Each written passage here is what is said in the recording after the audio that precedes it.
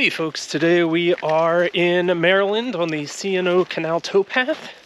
We are hiking to Paw Paw Tunnel. We're just across the river from Paw Paw, West Virginia. We're going to do a little loop. We're going to go through the tunnel and then we're going to come back over the mountain. Let's do it. Also joining me today is the dog. There's a sign that down there that says C&O Canal towpath detour. I don't think we want to do that. It is in the 40s this morning. We are in November and yeah, it's a little chilly. Back at the parking area, it's a campground and there are lots of people still in their tents this morning, so I didn't do much walking around and checking stuff out. But there was plenty of parking. Stretching from Washington, D.C. to Cumberland, Maryland, the Chesapeake and Ohio Canal is 184.5 miles long. I think I see the tunnel just ahead. So apparently they've been doing some work on it to prevent rockfall. So this tunnel was built to avoid the meandering Potomac River here. We've gone just a little bit more than half a mile from the parking lot and we're here. It's unfortunate it has that plywood cover. There's some stairs that go up and around. I'm not going to take the dog up there.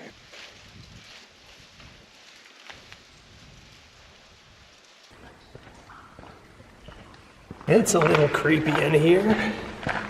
So this is a 3,000-foot tunnel. It's all brick. Thought it might be exposed rock, but it's just brick.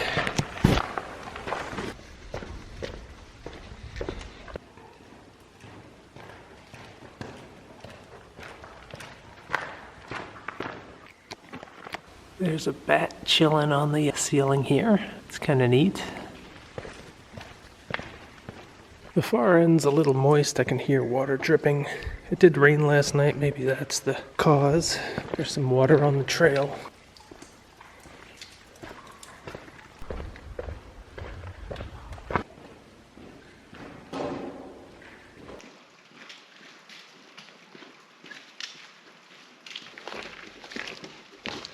Well, that was a pretty cool experience. So it looks like all of this is new.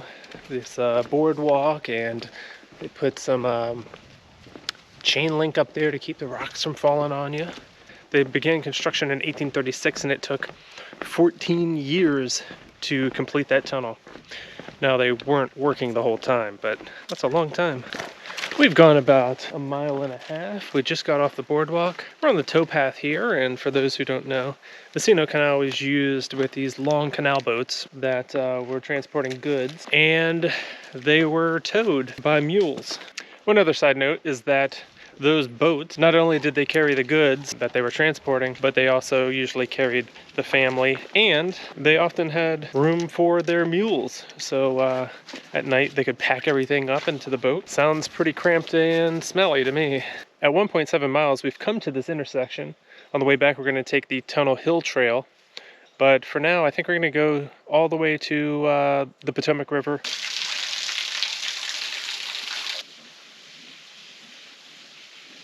So that's a Lock 66, and that's a fairly well-preserved lock.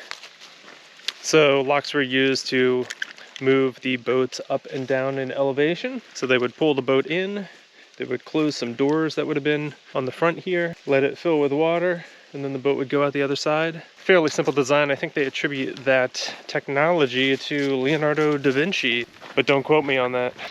At 1.96 miles, we have another lock, Lock 64. I can still see the other lock that we were just at, right up there. I guess they had to really make a dramatic change in elevation here. These three locks are in rapid succession here. We've been moving for about an hour now, 2.35 miles, and we have reached the Potomac once again. Just down there. Some picnic tables down there. We've come to Lock 62. Not sure what this little structure is. Do have some water, non-potable. I think this is where we're going to turn around. 2.5 miles, we're 1 hour in, and we're turning around.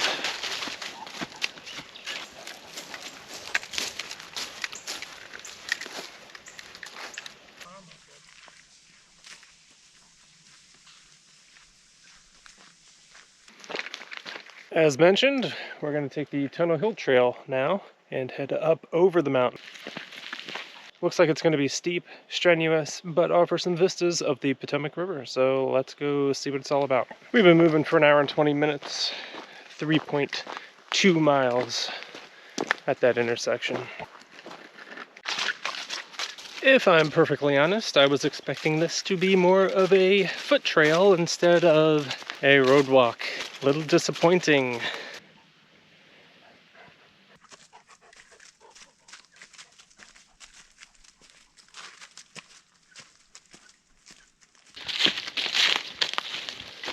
This actually looks like a parking lot.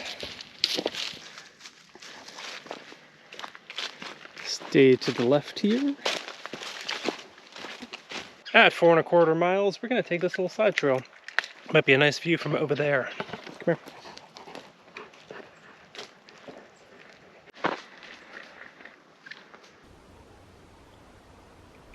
The views from here are not bad.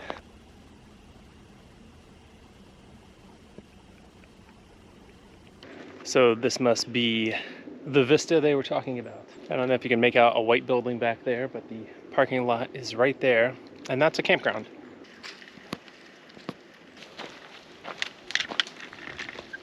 That is Paw Paw, West Virginia out there. Just in the foreground there is the parking lot. I see where we are about to pop out on the towpath again, and I get the impression we did something wrong, because I would have assumed we would come out right at the entrance to the tunnel. Okay.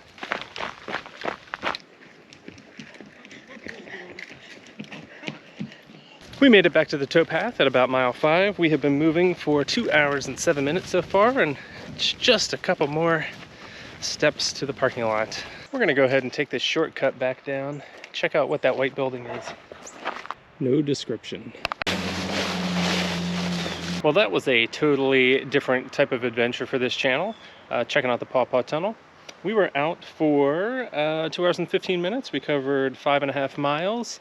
A little unexpected trail thing going on there, but we made it back, so that's cool. I want to thank you for watching. Like and subscribe, and I will talk to you guys later.